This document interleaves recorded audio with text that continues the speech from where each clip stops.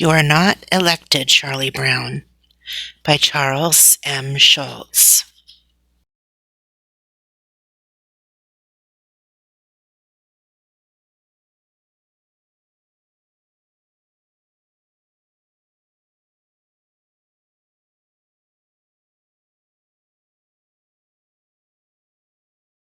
Published by the World Publishing Company.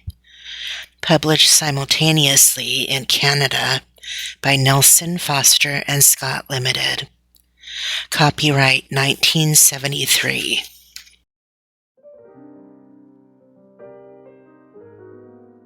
Sally was mad. She stomped down the steps of her school and walked all the way home with a frown on her face. She slammed the door of her house and shouted, "I'm never going to school again." "What's the matter?" asked Charlie Brown. "Is your teacher giving you trouble again? Don't you understand the math problems? Are the kids on the playground giving you trouble?" "No," said Sally. "There is nothing wrong with my teacher, and I got 100 on a math test yesterday, and I get along fine with the rest of the kids." "Well, then what's the trouble?" asked Charlie Brown. "I can't get my stupid locker open," said Sally. Next day, when they got to school, Charlie Brown said, "Which one's your locker? I'll help you get it open." Sally dragged Charlie Brown right past the lockers and said, "Forget that for now. I need your help in my first class."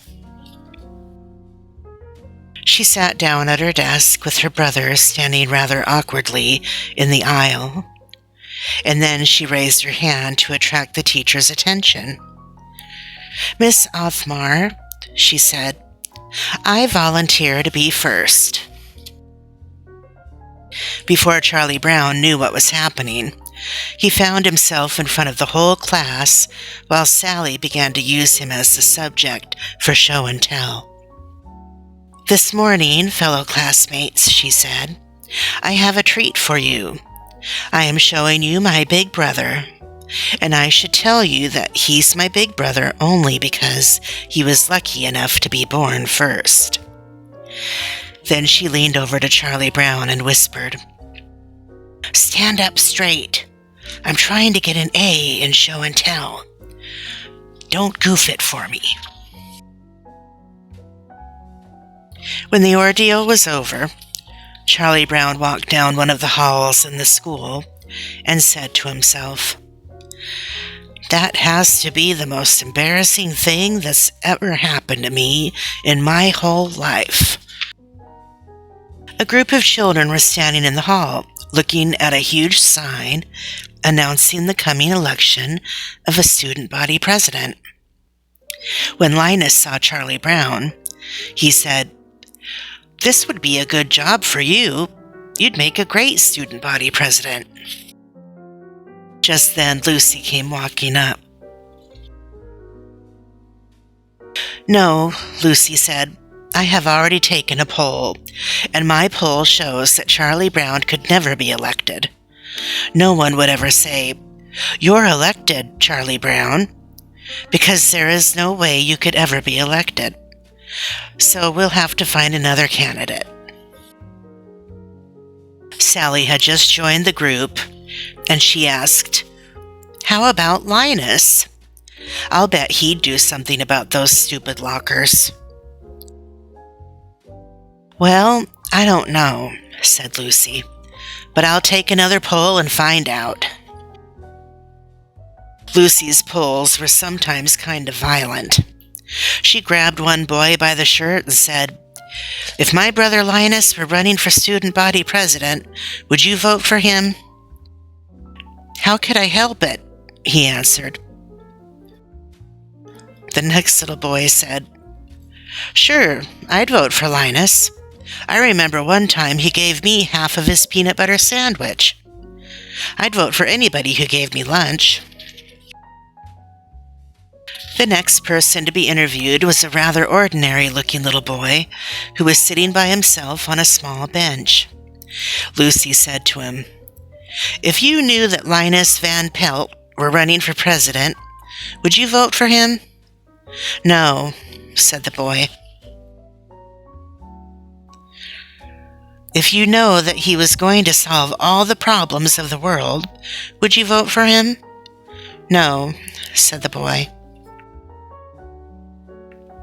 "But why not?" shouted Lucy. "Because I'm the one who is running against him." "I think we're in," said Lucy, as she reported back to her candidate. "According to my poll, there is no way we can lose." And so the big campaign began. It was Charlie Brown's job to introduce the two candidates to the rest of the students during an assembly period. When Linus's rival was introduced, he said, "My name is Russell Anderson, and if I am elected, I will do the best I can. Thank you." "That's the worst speech I've ever heard," said Lucy. "Now I know we're going to win." Charlie hired Snoopy to do some posters. Snoopy went to Woodstock for help. They did a great job. Lucy arranged to have Linus be on a talk show, but she did most of the talking herself. "Will you change things around here?" he was asked.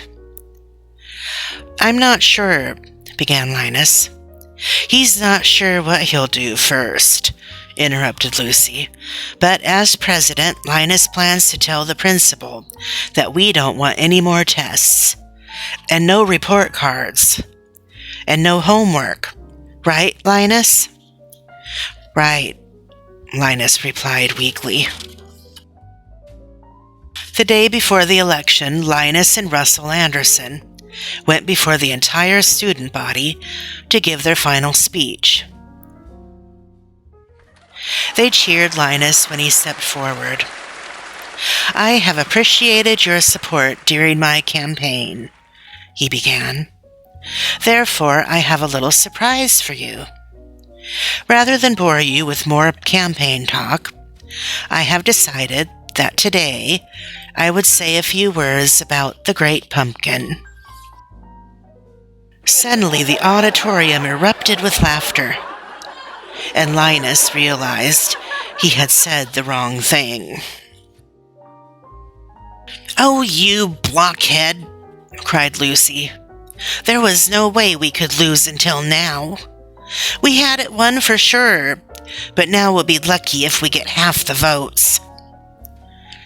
And she was right. The election was very close. After each of the students had dropped his secret ballot into the box, Charlie Brown read the results off to Schroeder and Violet, who were keeping the count. It was close all the way. Finally, the balloting stood 83 votes for Russell Anderson and 83 votes for Linus Van Pelt. But then they realized there was one student who hadn't yet voted. His choice would decide who would be elected president, and the boy who had the deciding vote was Russell Anderson himself. "We're doomed," cried Lucy. Russell dropped his ballot in the box.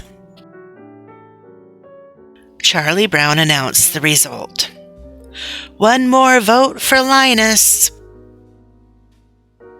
"I think he would make a better president than I would," explained Russell. Everyone was happy, but Sally was ecstatic. She grabbed Linus by the hand and rushed him off to the principal's office. "Now you can do all of the things you said you were going to do, Linus. Now you have the authority. We voted you in." 5 minutes later. But when he came out of the office, Linus explained to Sally that he probably wouldn't be able to do as much as he thought. "The principal still runs the school," said Linus. "You sold out," Sally shrieked. "We elected you and you sold out. The next time we have an election, I think everyone should vote for himself. Or we might just as well vote for Charlie Brown. Yes, next year we may even say, 'You're elected, Charlie Brown.'"